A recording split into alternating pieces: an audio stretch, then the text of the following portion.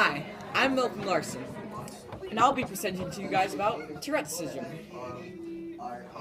So let's talk about Tourette syndrome. You might be wondering, what are the symptoms? Some of the symptoms are tics, which are classified either vocal or motor. Motor tics are physical movements like a shoulder jerk, or eye blink, or a head twitch. The vocal tics are classified as you might say some random thing, or you might clear your throat, or you might make small, soft, grunty noises. Tics can be classified as simple or complex. An example of a complex vocal tic is when you might say a sentence or phrase like, "Oh, those darn peanut butter scales," and they may sound purposeful, but they're actually not, and they have no control over it. Whoops, I went to the next slide. But some complex motor tics can be picking up an object, going and high-fiving someone, or just walking around. And they may seem like, oh, they're just walking around, but you might not notice that they have Tourette syndrome. And a classic example of when you look up Tourette's, you see people, sorry, but you see people swearing, but that's not the case. Only 10 to 15% of people have that disease or type of Tourette syndrome. That's called coprolalia. And I have a quote here, it's anonymous, and saying, "Every day I watch my body do things I know are crazy.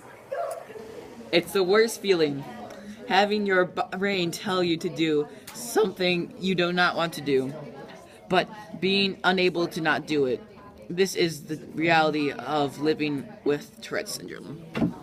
And this means that you might accidentally flip off your teacher, and you don't want to do it, but your brain forces you to do it. And people with Tourette syndrome describe an urge or sensation before the tic happens, like an itch. You get this prickly feeling, you might have to scratch just to feel good. Alright, let's talk about causes. The cause of Tourette's is unknown, but they think, based on research, that it happens of abnormalities in the brain, which happen in this area.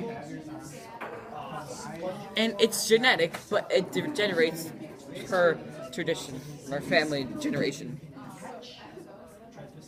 Alright, you may be wondering, how can I help? How can I get treatments? Some treatments are medication. All medication may work for some. There is no certain medication that works for all.